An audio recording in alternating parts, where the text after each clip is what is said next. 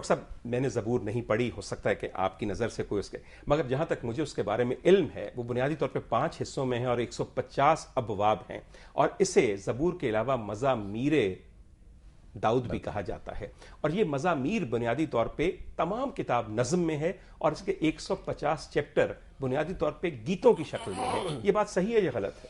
ایسا ہی ہے جی، اور آپ یہ دیکھیے کہ تورات اور انجیل کے بارے میں تو یہ بات معلوم ہوتی ہے پڑھ کر بھی اور قرآن مجید کے بیان سے بھی کہ کہیں کہیں اس میں اصل مضمون بدل گیا ہے، لیکن زبور کے بارے میں معلوم ہوتا ہے کہ اگرچہ کہ یہ ترجمہ ہے لیکن اپنی حقیقت میں بالکل وہی چیز ہے کہ جو داؤد علیہ السلام پر نازل ہوئی، اور آج بھی وہ ایک شاندار توحید کا بیان اور اللہ تعالیٰ کی حمد کو منظم اور بہت خوبصورت انداز میں پڑھنے کا ایک موقع ہے کہ جو فراہم کرتی ہے۔ اچھا سر، 2 الفاظ ہیں جو کہ مزامیر کے مرکب میں شامل ہیں، ایک تو ہے مزمار اور ایک ہے مزامر، یعنی کہ ایک وہ گیت ہے جو کہ ساز کے ساتھ گایا جاتا ہے، ایک وہ ساز ہے جس کے ساتھ گیت گایا جاتا ہے۔ یہ دونوں چیزیں کیا حضرت داؤد کے طریقہ تبلیغ میں شامل تھے؟ کیا اس کے ساتھ ساز بھی استعمال ہوتے تھے؟ دیکھیے، اس کے بارے میں ہم وضاحت کے ساتھ کوئی حتمی بات تو نہیں کہہ سکتے، لیکن یہ کہ یہ بات کہ ان کے ساتھ آلات موسیقی موجود تھے اس کا انکار بھی نہیں کیا جا سکتا۔ شاید یہ بات زیادہ قرین قیاس ہے کہ ان کے ساتھ آلات موسیقی تھے۔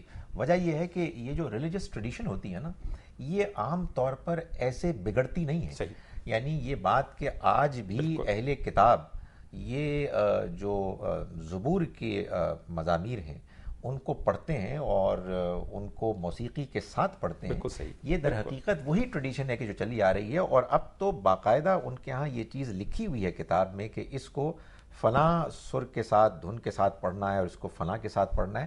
ظاہر ہے یہ بھی معلوم ہوتا ہے کہ ریلیجس ٹریڈیشن تھی۔ ہمارے ہاں بعض مذہبی لوگ یہ کہتے ہیں کہ پچھلے جتنے بھی انبیاء کی شریعت ہے وہ پیغمبر صلی اللہ علیہ وسلم کی شریعت کے آنے کے بعد منسوخ ہو گئی۔ حقیقت یہ ہے کہ یہ بھی ایک ایسی بات ہے کہ جس کو پوری طرح سے سمجھا نہیں گیا۔ بعض وہ معاملات ہیں کہ جس میں دنیا میں تبدیلیاں آئیں اور یقیناً ایک نئے حکم کی ضرورت پیش آئی، لیکن اس طرح کے معاملات کے جو یونیورسل ہیں کہ جو پہلے بھی لوگوں کو ضرورت تھی، آج بھی لوگوں کو خوبصورت آوازوں کی ضرورت ہے، اللہ کے قریب آنے کے لیے ایسے انداز میں اس کے گیت گانے کی ضرورت ہے کہ جس سے کہ لوگ متاثر ہوں، یقیناً بالکل۔ ہاں صاحب، بات یہ ہے، اور میں بات یہ بڑا کھل کے کرنا چاہتا ہوں، بہت سارے علماء اور بہت سارے مولانا حضرات کی ہم بات سنتے ہیں، کہیں کہیں سبحان اللہ کرنے پہ بھی دل کرتا ہے۔ آپ کا گھرانہ اور آپ جیسے دیگر گھرانہ دار لوگ جب ایک صحیح سر لگاتے ہیں تو مجھ جیسے گناہ گار کے نوک قلم سے، نوک زبان سے یقین کیجئے سبحان اللہ اس وارفتگی اور برجستگی کے ساتھ نکلتا ہے کہ ہم یہ سمجھتے ہیں کہ آپ کا گلا خدا کی حمد و ثنا کا باعث اور وسیلہ بن رہا ہے۔ سر، میں آپ سے جو بات پوچھنا چاہتا ہوں، یہ بتائیے آپ اتنے بڑے فنکار ہیں، کیا لفظ میں، کیا آواز میں تاثیر پیدا ہو سکتی ہے جب تک لو صحیح جگہ نہ لگی ہوئی ہو؟ یہ تو حقیقت بات ہے۔ آپ یقین کریں کہ ٹھیک ہے ہم فنکار لوگ ہیں، لیکن ہر وقت اس کی ذات ہمارے اندر ہوتی ہے، ہر وقت۔ میرا پکا ایمان ہے کہ اس گلے میں سر وہی دیتا ہے، اس کے کرم سے ہوتا ہے، شہرت جو ملتی ہے وہ اسی کے کرم سے ملتی ہے، اور یہ جو سر چیز ہے، میرے سامنے جو لوگ ڈھیر لگا دیں لا کے کتابوں کی کہ یہ جو سر ہیں یہ کسی انسان کے بن میں ماننے کو، میں کہوں گا اٹھا لو یہ ساری کتابیں، میں نہیں مانوں گا چاہے مجھے آپ غلط کہہ دیں، کیونکہ یہ جو سر ہے یہ ہے غائب۔ سا رے گا، کوئی بتلائے کہ آپ ہیں میں ہوں، آپ ہیں آپ ہیں، یا یہ ٹیبل ہے، یہ کیا ہے؟ نظر آتا ہے کسی کو؟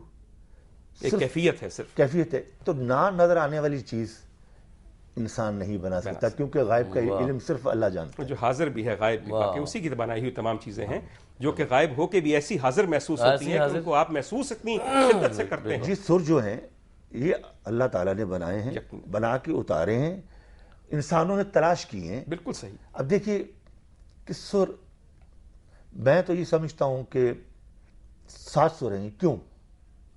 سوال ہے ایک، کیوں ہے یہ 7؟ 8 کیوں نہیں بنے؟ 6 کیوں پہ ڈراپ کیوں نہیں ہو گئے؟ 7 کیوں بنے؟ 7 اس لیے بنے، میں نے خود سوچا، اس پہ ریسرچ کی ہے میں، کہ کیونکہ ہم بھی سنتے ہیں کہ جی موسیقی حرام ہے، تو ظاہر ہے ہم نے بھی، سب نے فنکاروں نے مرنا ہے، ہم نے کچھ یہیں تو نہیں بیٹھے رہنا، آگے بھی جا کے جواب دینے۔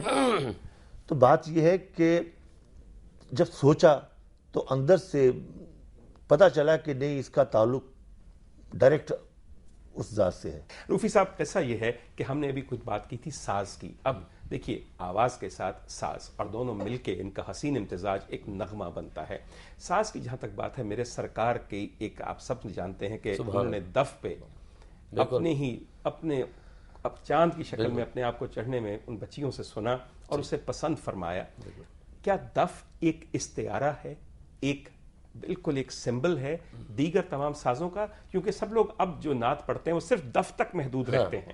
ایسا یہ ہے کہ اگر اس زمانے میں آپ اونٹنی سے یہاں سے وہاں جاتے تھے، اب جہاز پہ جاتے ہیں، تو پھر آپ حج کے لیے بھی اونٹ پہ جائیے۔ یہی بات ہے، آپ کی بات بڑی اچھی بات ہے۔ اور جس دور میں جو چیز آئی، جو ایجادات ہوتی ہیں انسان کی، اللہ تعالیٰ نے اپنی ایک کوالٹی انسان کو بھی دی ہے جو ہے ایجاد۔ ٹھیک، انسان کو ایسی چیز دے دی کہ انسان ایجاد، اور اللہ تعالیٰ سب سے بڑا ایجادی ہے جنہوں نے پوری دنیا ایجاد کی ہے۔ تو وہ کوالٹی کو اگر ہم ڈینائی کریں تو اچھا نہیں لگے گا۔ انسان جس دور میں، جو دور نبی آتے رہے، جو چیز ایجاد ہوتی رہیں، دف اس وقت ایجاد ہوئی، انہوں نے پسند کیا۔ اگر ہو سکتا ہے اس وقت یہ اور بھی کچھ انسٹرومنٹ آتے تو اس چیز کو وہ منع نہیں کرتے، کیونکہ یہ کسی کو، یعنی کہ اس کو کسی کو نقصان نہیں پہنچائے گی، کسی کو تکلیف نہیں دے گی، کسی کو کوئی اور بلکہ صرف اس کو تقویت دے سکتی ہے، اس کی روح کو تقویت دے سکتی ہے۔ اس لیے وہ جو چیزیں اس وقت اگر آ جاتی تو اس لیے وہ بھی اس کو بھی وہ اوکے کر دیتے۔ لیکن ابھی یہ جو دور میں اب چیزیں آئی، لوگ بولتے ہیں یار الیکٹرانک، یہ کس کی ایجاد ہے؟ یہ بھی انسان کی ایجاد ہے، اور اس نے کیا تنگ کیا؟ اسی کے جب وہ مسخر کرنے کی آپ کو اجازت دی ہے، تو جس طرح آپ کی تسخیر بڑھتی جائے گی اس کائنات کی، آپ کے راز کھلتے جائیں گے اور خود ایسی بات سمجھیں گے۔ ڈاکٹر صاحب، بنیادی طور پہ خوش الحانی کی بھی ایک بات کرتے ہیں۔ میرے مولا کو چونکہ اچھی آواز بہت پسند ہے، اس لیے اس نے اپنی طرف اپنے اہل ایمان کو بلانے کے لیے اذان کا استعمال رکھا، اور اس کے بعد اپنے کلام کو باقی لوگوں تک پہنچانے کے لیے تلاوت کا اہتمام ہے۔ تلاوت میں اب جتنے بھی لہجے ہیں سر، اس میں حجازی ہے، پختہ حجازی ہے، منجھولی ہے، رقبی ہے، اشاقی ہے، چھوٹا مصری ہے، یہ سب بھی کیا تزئین صوت کی اشکال نہیں ہے؟ کوئی شک نہیں۔ دیکھیے بات یہ ہے کہ جب آپ اللہ کے کلام کو خوش الحانی سے پڑھتے ہیں، آپ اذان کا آپ نے ذکر کیا، تو اس سے کیا فائدہ ہوتا ہے؟ دل متوجہ ہوتا ہے، انسان کی طبیعت مائل ہوتی ہے، اور وہ الفاظ کے جو آپ کے کانوں میں پڑھ رہے ہیں، بے اختیار آپ اس کی طرف متوجہ ہو کے اس کو سمجھنے کی کوشش کرتے ہیں، آپ کا دل نرم پڑتا ہے، آپ اللہ کی طرف جھکتے ہیں، آپ کی عبادت زیادہ مؤثر ہوتی ہے۔ تو یہ ساری باتیں کیسے میسر آتی ہیں کہ اللہ تعالیٰ نے انسان کو جو صلاحیت دی ہے اچھی آواز کے ذریعے سے بات کو پہنچانا، انسان اس سے فائدہ اٹھاتا ہے، اور اس کا یہ اچھی آواز سے اللہ کے کلام کو پڑھنا ایک عبادت بن جاتی ہے۔ بالکل صحیح، بالکل صحیح۔ روفی صاحب، میں آپ سے ایک سوال سر یہ پوچھ رہتا ہوں کہ آپ چونکہ اس کام میں نئے ہیں، میں حامد علی خان صاحب کے مقابلے میں مجھے بھی کم سے کم ان کے مقابلے میں جو میرے سامنے دو لوگ بیٹھے ہیں انہیں کے درمیان مقابلہ کروں گا، اور میں آپ کو جوان بتا رہا ہوں، اس لیے کوئی حرج نہیں، آپ سمجھیں کہ بالکل نووارد ہیں۔ اس معاشرے کے اندر گانے بجانے کو ایک بہت بری نگاہ سے دیکھا جاتا ہے۔ جب آپ سے لوگ پوچھتے ہیں کہ میاں یہ تم کس حرام کام میں پڑ گئے ہو، تو آپ کے پاس کیا آرگومنٹ ہوتا ہے؟